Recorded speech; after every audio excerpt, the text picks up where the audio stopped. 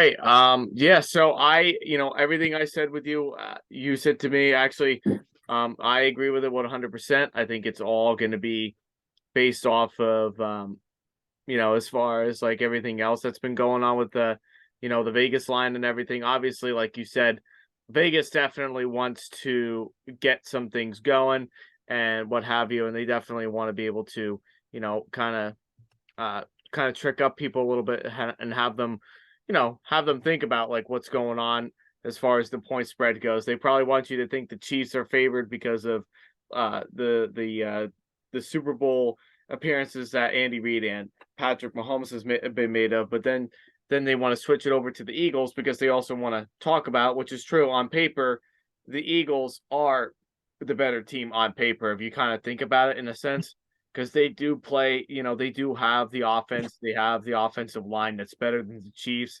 They obviously have a better defense that's way better. Uh, Yeah, it's just the defense, honestly. yeah, the defense is way better in the Eagles than it is with the Chiefs. The Chiefs defense is not very good. And I'm not gonna say obviously the coaching advantage is gonna go to Andy Reid. I'm gonna also give the quarterback advantage to Patrick Mahomes as well because they've been in this field before. This is nothing new for them. As far as Sirianni and for Jalen Hurts, this is a new factor for them. So it's going to be a little bit different. They're going to get a little bit trigger happy, I feel like, in my opinion. So I'm also going with the Chiefs also. I'm a little hesitant about the point spread because I think it's an either or kind of a game. I think it's going to be a pretty high scoring affair, and I wouldn't be really too surprised if the game got kind of out of hand where like the Eagles defense, because the Eagles defense at times can be very susceptible to the run. And that's where kind of like the Chiefs have kind of picked up a little bit with this year with Isaiah Pacheco and Jerick McKinnon. They've been able to run the ball, pretty well. I feel like for the most part, they've done a good job with those kind of things. And then as far as like, defensively for the Chiefs is definitely a mixed match because I feel like the Eagles can definitely do whatever they want. As long as if the Chiefs defense do blitz, which is something that the only time they really do is they can blitz and they do have a pretty good pass rush. So they might be able to get the Jalen Hurts, but this is probably the best offensive line that the Eagles are probably going to see, probably have seen all, not the Eagles, I'm sorry, that the Chiefs are probably going to face all year is this offensive line for the Eagles. So, Chris Jones, one of their best defensive players for the Chiefs, probably the best one in my opinion. I think Justin Reed still has a long ways to go to really pick up to where he was, to where he wants to be as a rookie. But I think Chris Jones has done a pretty nice job with being able to get himself asserted into the whole scheme of what Spagnuolo does. So that's something to kind of look into in the near future. But yeah, I think this is going to be a mixed match on both sides. I think Patrick Mahomes can get the passing game going quite a bit if he's not bull rushed every single play. Yeah, so I have friends from both sides, more Eagles friends than Chiefs friends, but I do have one Chiefs friend, and I was just texting him earlier. So I told him, I'm like, is the play like Chiefs -3 or Chiefs +3 or something like that? And we were going back and forth, and he just mentioned he's like, yeah, I think that people really underestimate our defense, and I'm like, well, it's kind of funny because like the whole narrative out there, it's like no one really buys it except like the non-Eagles fans. Like I found a video earlier where like Colin Callan or what's his name? Colin Coward? yeah. He has that show and he has a video. I found this on like TikTok. It highlighted every quarterback that the Eagles played from the beginning of the season to the end of the season. And it makes a good point because they really haven't played anybody good. And this is my whole like debate or like debacle with them the whole season because they really got to the playoffs and they got the number 1 seed and they got to the Super Bowl by beating like nobodies. They never were really challenged. And even if you look at their games, it's like, who did they really play that was good? They almost lost to Dallas the first time they played with Cooper Rush. They almost lost to the Lions when the Lions are still like a iffy team and still in like they're in a rebuilding mode, but not like year one rebuilding. They're like right at the cusp of not rebuilding anymore because now they're like good again. Like we saw this year that like if Seattle didn't win that last game, it would have been the Lions in the playoffs instead of Seattle. So like the Lions are right there. And then there was that game that they lost. They lost to the Redskins, obviously with Taylor Heineke. So that like exposed a lot. And the week before, they almost lost to the Houston Texans, and the Texans sucked all year. So it's like, how good are really the Eagles? Now I understand they have the number one defense, and I don't know if they have the number. I think they have the number one offense, but they only have the number one offense by who they played. Have they really been challenged all year? Like they played the 49ers, but they played the 49ers in the playoffs once without Purdy or without even Jimmy G for that matter. They played the 49ers for one quarter. They literally what came out after the game is Josh Johnson went in there and then he got hurt. And Purdy, the only reason Purdy went back in there was to finish the game. And I think at the end of the game, I wasn't paying too much attention to it, but I'm pretty sure McCaffrey threw like one or two passes, if I'm not mistaken. Yeah, no, they definitely were struggling because of the whole quarterback situation. And Yeah. you bring up a lot of good points too, because I've been trying to tell a lot of people.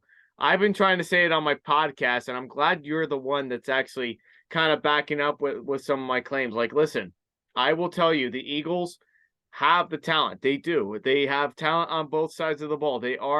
At times, they are impressive. However, when they do play like these teams, beatable teams like the Texans have been bad all year.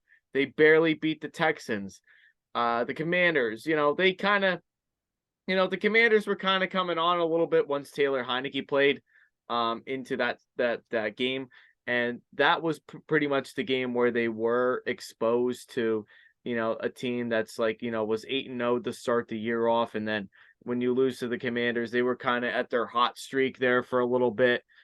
Exposed a lot about the Eagles. Like I tell you, the Eagles can beat you in a lot of different ways. They can beat you on offense if they want to, and if they can want to run a ball one game, they can definitely run the ball on you. If they want to pass the ball on you, they will definitely pass the ball on you. If they want to beat you on defense, they can beat you on defense. But however, when they play these teams that they should be blowing out, like for example, the Texans, a team that's not very good at all on defense, when they lose, they almost lost to the Colts, who's been bad all year offensively too. Yeah, that's another game. They won that game by 1 point. And they won it on a Jalen Hurts rushing touchdown, which was a bad defensive call by the Colts at the end of that. And that was when Jeff Saturday, around that time frame of when he was the coach. It was the head coach. Jeff Saturday was the coach. Yeah, I just brought it up on my phone. I tried not to play it in the background, but like it literally has the list right here. They beat Josh Johnson, Brock Purdy, Daniel Jones twice, Davis Webb in that last game because Daniel Jones wasn't playing, Andy Dalton, Dak Prescott. They lost to Andy Yeah, those Dalton. were the two games they lost. They lost to Andy Dalton, and then they lost to Dak Prescott in that game. Now I understand Hurts was hurt in both of those games, but so is that what we're saying, that if you take away Hurts, your team is beatable by two like average teams? Because Andy Dalton wasn't good at all. He was a game manager, but he wasn't good. Then they played Fields, who like we both love because he was just this like ridiculously good offensive guy once they let him like play like Lamar, where he just like ran instead of throwing the ball. And he was ridiculous in fantasy football and in the game of football. I think they only lost that game by 7 points, and the Bears are the number one seed. So that's like another thing. And then they have Tannehill. They beat the Titans, which isn't that good. The Green Bay game, and I'm glad they highlighted that. Aaron Rodgers wasn't good this year, but they only won that game by 7 points, and that was a high scoring game this year as well. And Aaron Rodgers didn't look good at all during the year. They won some games, but they didn't it wasn't Aaron Rodgers of the last 2 years that won the MVP, for God's sakes. Then they, like the Texans, it was Davis Mills. It was the Steelers, Kenny Pickett. It was the Cardinals with Kyler Murray when he wasn't that great all year. So it's like, who did they really play? And this is the thing, like I tell everybody about Eagles fans. I get into conversations without like diehard Eagles fans. I'm like, just be real. And like one of my friends admitted that the NFC was nothing compared to the AFC. And I'm like, that's all you have to say. All you have to say is the AFC is stacked and the NFC sucks. It's literally the truth of it. I don't care if you're a Vikings fan, a Packers fan, the Cowboys fan, whatever. The NFC QBs are nowhere near ranked the AFC QBs. That's the whole debate. Pat Mahomes had to go through Josh Allen in the regular season. Beat him, or Josh Allen beat him in the regular season. Lucky, or was not the way it was, the year before in the playoffs. That's going to be one of those Brady Peyton battles for like the rest of their career. Mahomes had to face Burrows twice. Burrows beat him the first time, and that's where it was like Burrows is better than Mahomes. Sooner or later, it's going to come out that Burrows is better than Mahomes. Well, just wait, okay? Yeah, no, I agree with that. And then in the second game, they won on a field goal. On a field goal that was a defensive, what was it? Unsportsmanlike conduct. Yeah, it was an unnecessary roughness. Yeah, unnecessary roughness on a push. And I understand he was going out of bounds, and he should have just wrapped him up and tackled him. But like this is why we go back to refs and Vegas. And like, if you're a betting guy and you follow like refs, you go into that much detail and that much like conspiracy about games being rigged and the refs having total control and all that, that like Vegas will try to get your money somehow in this game. That's why it's at 1.5, because I told James and other people earlier today that it's like that because, watch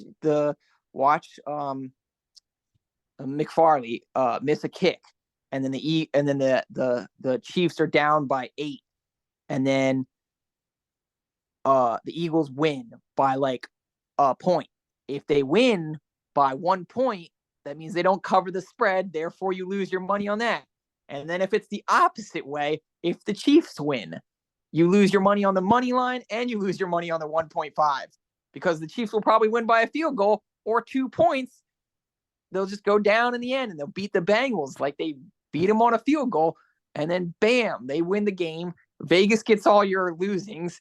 And we looked at like the idiots because we don't know what Vegas is doing. Vegas is the ultimate like player in this game, and they don't lose much. Trust me, I've lost a decent amount sports betting. I've won some, but not a lot. But I mean, the Chiefs are they've had to play so many other people. Mahomes played Josh Allen. Mahomes played Burrows. Mahomes played Lamar. Played Burrow. They played Allen. They played. Didn't they play Lamar? No, they didn't play Lamar this year. The Ravens beat the Bills. That's what it was. The Ravens beat the Bills. Yeah. Yeah. No, they beat. So they lost to both Allen and Burrow. They played. They lost to Matt Ryan. Believe it or not, they did lose. Yeah. That was one of the other games. Yup. I remember that. They beat Trevor Lawrence. They played Trevor Lawrence twice this year. Twice, yeah. And they beat. They had to play Malik Willis. And I think that I'm pretty sure that the Eagles also played the Jags, and that's when they first started. That wasn't like end of the year. I think that if the Eagles played the Jags end of the year like the Chiefs did, they probably could have got another loss, and that would have been like another legit quarterback that they played. So the Chiefs, I'll give you the list of the quarterbacks that they played. So they played Kyler Murray. They played Justin Herbert twice. They played Derek Carr. Yeah, and Herbert is a damn good quarterback. Herbert sucked this year, but the Chiefs when the Chiefs and the Chargers played in both those games, they were both close games, and the Chargers almost won both those games. They played Brady, they played Matt Ryan, they played Russell Wilson twice. They actually did play Jimmy Garoppolo with the 49ers earlier in the year. I don't know how many people remember that, and they beat them pretty handedly. It was a 44-23 game. Yup, They that was played before the 49ers went on their 10-0 undefeated streak, or their 13-0. and they also played they didn't play Stafford. They played Bryce Perkins, and then Yeah. they played Bryce Perkins. It's like one of the backups for the Rams, and the Rams weren't very good this year. They played Davis Mills. They almost lost to Davis Mills and Jeff Driscoll, that were kind of going back and forth in that particular game. So, and they played Geno Smith. And don't get me wrong, Geno Smith did have a nice comeback story. It was a nice storyline for him this year. And those are all the list of the quarterbacks that they did play against this year. And you could make a legitimate argument that the Chiefs had a stronger and more challenging schedule than the Eagles, because they did play bigger and more challenging teams. They like the Chargers twice. That's always a tough game for them to play. The Raiders they beat once. That was they beat the Raiders twice, but one of them was like a really close game, and that was because Devontae Adams and Hunter Renfrow decided to collide to one another.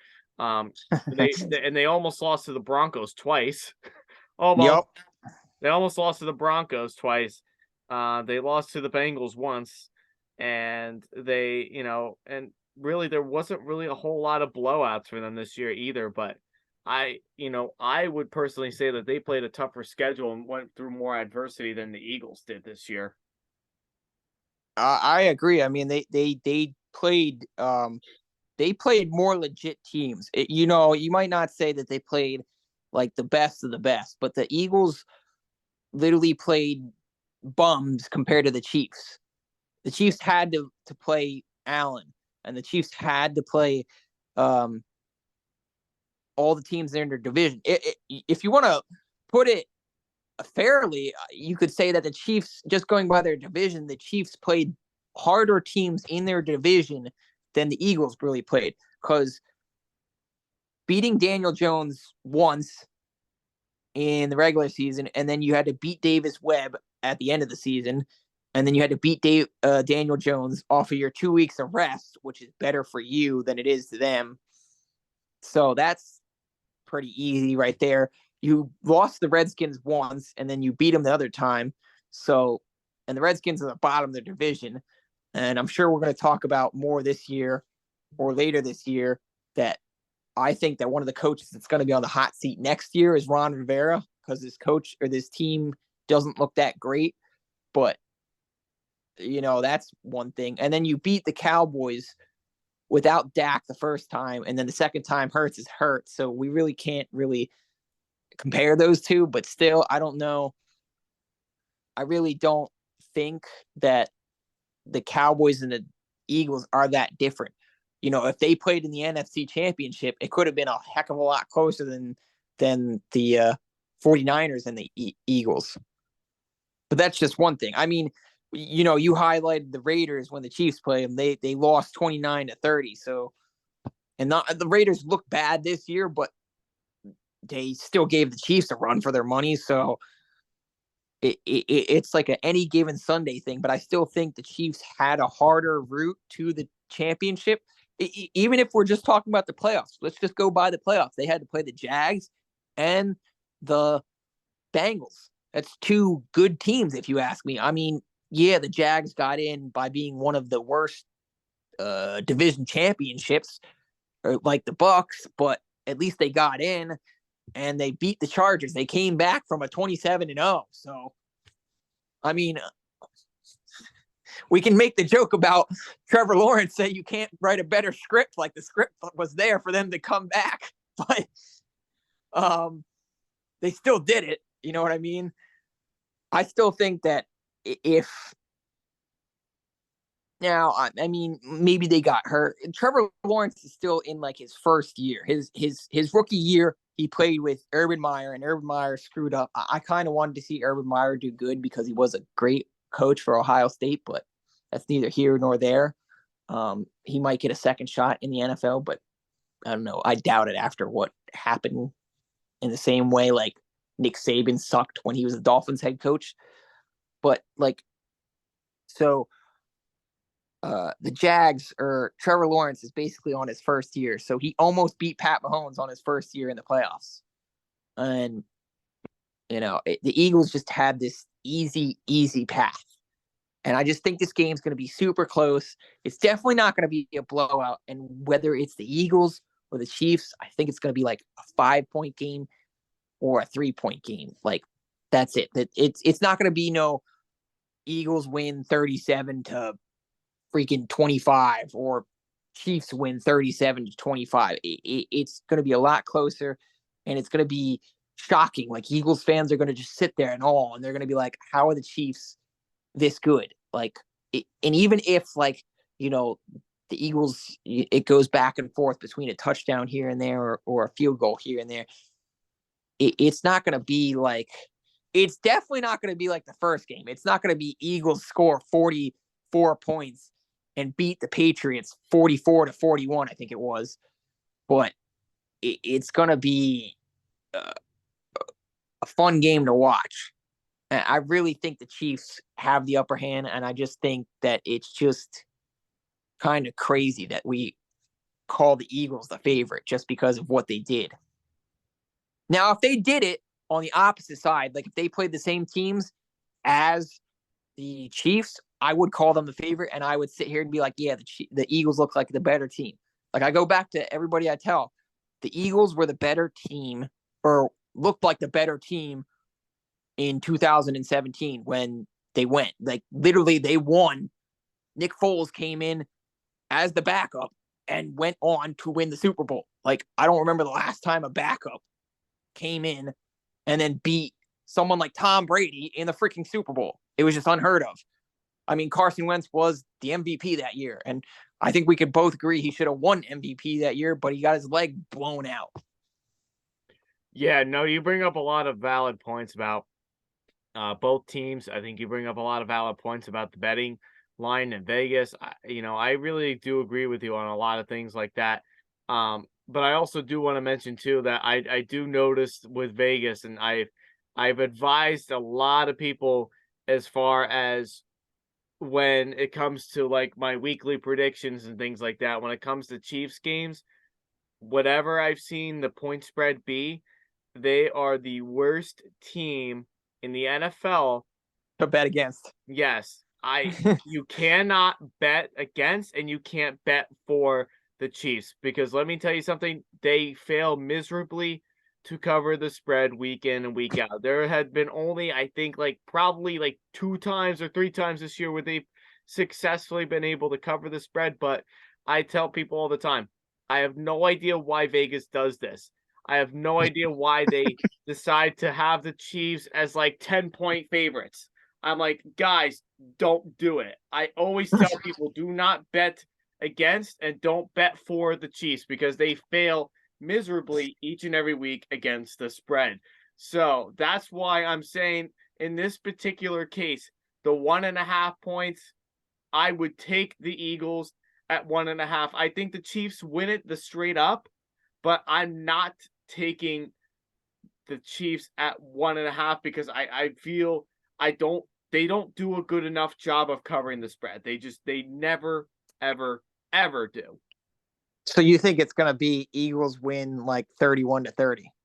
No, I didn't say that. I said the Chiefs are going to win a straight. They're going to win the straight up, but I think the Eagles may be able to stay within the point spread. So you're saying it will be Chiefs 31-30? Yes. Okay, yeah. So you're saying they win by yeah. That's another thing. Like, yeah, that's what I'm saying. I think they win. They either they don't cover the spread. They win by like, say they're down by like, say it's like 28-30. No, say it's 28-29. Or no, it'd be 28-30. Yeah, it'd be 28-30. Say it's 28-30, and then they march down the field, kick the field goal as 31-30 final score. It has to be something like that, or one of the kickers misses an extra point, and then it's like it's going to come down to that one missed extra point that's going to decide the game.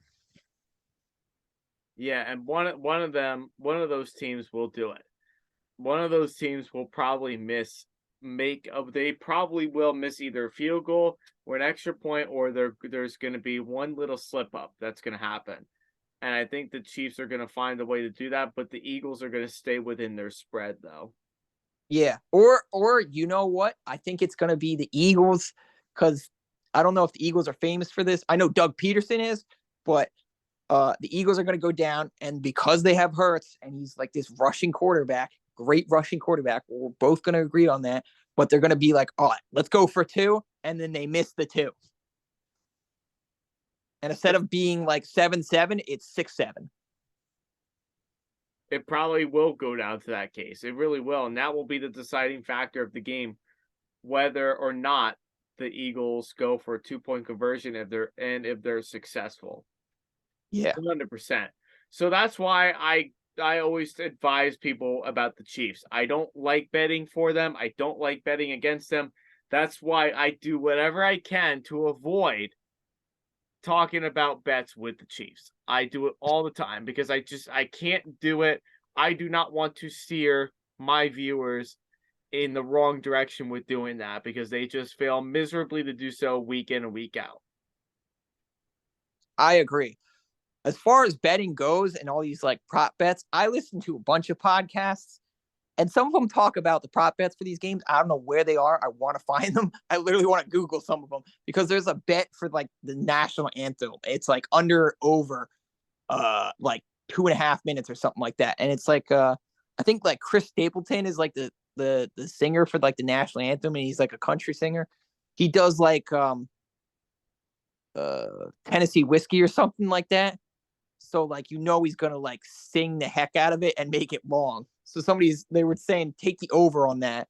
And then there's like the coin toss, you can bet on that. And then there's one weird one where you can bet on Mahomes' brother, Jackson Mahomes, for how many TikToks he makes. It's like over 1.5 per the game or something like that. And it's like all these weird bets. I want to find them just to bet on them, because it's like that's what's fun. I don't know if you do it, but I bet on some of these fun. I do it a lot in basketball because that seems like it's easier, because Vegas just gets you in football. Yeah, I'm still a novice when it comes to betting, so I got a long ways to go to really learn more about like the point spreads and finding like all these different things to bet on. Like I know a lot of people do a lot of parlays, so and I need to get myself familiar with like what's going on in the parlays and what's going on with the money line and everything like that, because I feel like, for next year, for next season for sure, those are going to be things like the channel hopefully is going to start growing at some point. May not be next year, may not be the year after, it'll be a little bit from now, but like those are going to be like the biggest factors of my channel growing, with talking about those kind of things, because that's what a lot of sports people they like to bet on these little things. So yeah, I say agree.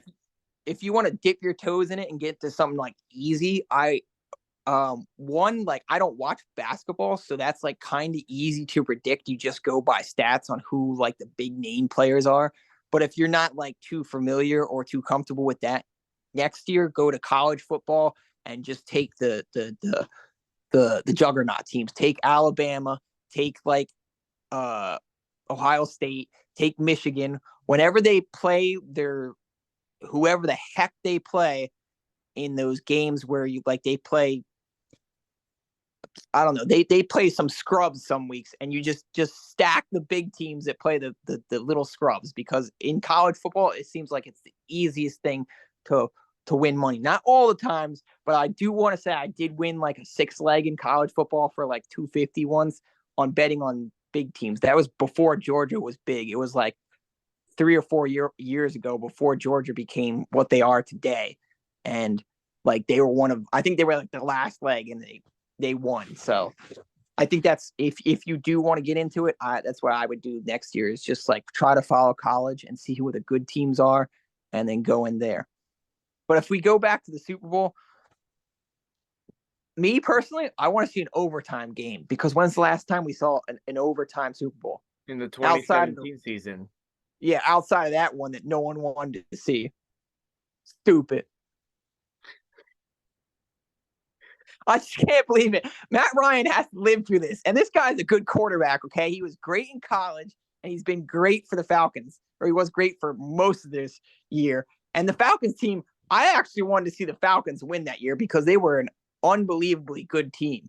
They were. And then they couldn't get it done. They just got screwed.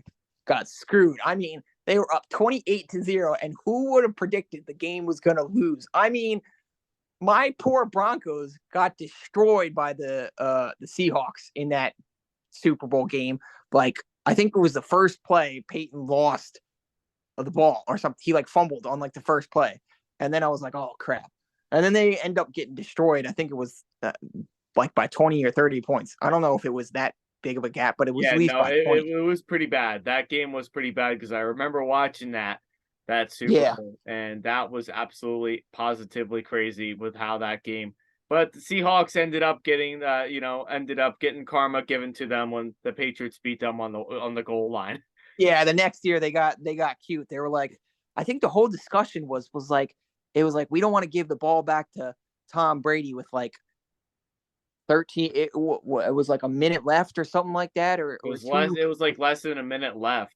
Yeah, it was like less than a minute left, but I'm pretty sure that was like third down or something like that, or it was second or third down. And I'm like, I was sitting there and I was thinking about it. I'm like, why would you even throw on that play? Like, you have another down to get in there. You have Marshawn Lynch, who is a big freak of a man that could just run it in there. And that's what the whole debate was afterwards. He was like, just give it to Marshawn on the one, for God's sakes. Even if you go to out of bounds, or if you lose a yard or two, you could still just give it to Marshawn. Or Wilson could have run his freaking scrambling butt in there. Like, come on. It's just like there was just some stupid foolery on that one. And then going back to the overtime game, I would just like to see an overtime game that would be better than the last overtime Super Bowl, because that was the Falcons. That was the Patriots robbing another team of a Super Bowl, because the Falcons just like they lost on defense because they were tired so much because they were on defense for the entire third and fourth quarter, which was surprising because they scored 28 points in the first half and made it look easy. Yeah, no, I agree. One of these days, I think next weekend for sure, I could probably do a podcast you and I could do one. We'll talk about like the 10 best Super Bowls that has occurred within the last 10 years, because that would be an interesting one to really see. Yeah, well, some of these Super Bowls. Yeah, I mean, let's just hope it's. I think if you guys are, I think this is going to be a better Super Bowl. I don't think it's going to be like a crappy Super. It's definitely not going to be Patriots Rams, because that was just horrible. One of the worst games I've ever seen. One of the most boringest games I've ever seen. But it's definitely going to be a good game. I'm not against the Eagles. I'm not against the Chiefs. I still want to see a competitive game from both of them. High scoring, or 20-20 something. I don't want to see like a 17-20 game or something like that. But if there's a good balance of scoring, I don't think it's going to be like the first time they were there. And the Chiefs do have a chance of scoring that many points, and I mean the Eagles do too. But I don't know. I don't think they scored over 40 points all year. So I don't think they. And I don't know if I think both Mahomes' injury and Hurts' injury is going to come into play at some point. We're gonna see one of them limp off the field, and then the commentators are going to talk about it, and then we're going to see the other one like make a bad throw or something like that, and then they're going to highlight their legs or something, or their arm or whatever. It's just going to be like they're going to get the injuries involved somehow because they were both injured at some point. Yeah. And then they're going to talk about Travis Kelce and Jason Kelce at some point, because that's another thing to talk about in the media. Oh yeah, you got to talk about the Kelsey brothers, 100%. You can't go out. You can't go without the whole Super Bowl without talking about the Kelsey brothers. One of them is going to be winning a Super Bowl, and their mother, is going to walk away with a winner either way. So Yeah, yeah, yeah. so I'm just very intrigued of what it's going to be like at a family dinner. Oh yeah, yeah, yeah. Probably today, or yeah, probably yeah. Earlier today, there was probably a family dinner that was pretty awkward. I think another one of the bets was like how many times Kelsey or Jason Kelsey and Travis Kelsey were going to be mentioned together, which is hilarious. And then I don't know if you saw it, but I saw it. It was passed around a bunch of people. There was a petition for like the mom to do the coin toss, which is kind of cool, but they would never do it. But that Yeah, was kind of cool to see. yeah. So unless if Vegas wants to put a bet out for that one, that would be really funny. All Yeah, it righty. would be. Well, we could definitely go all night for talking like this, guys. Just thank you guys again for tuning in.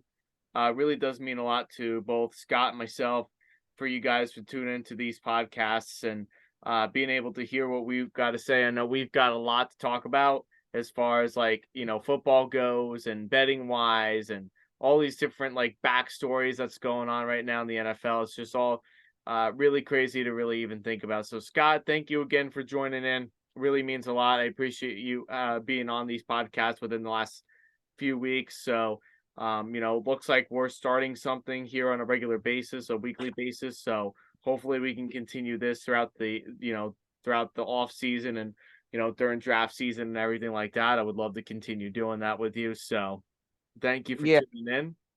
no problem. That is one of my favorite times is when the new season starts. Like I hate the down season between, February and September, but like that first like March is fun because of free agency and then the draft is fun.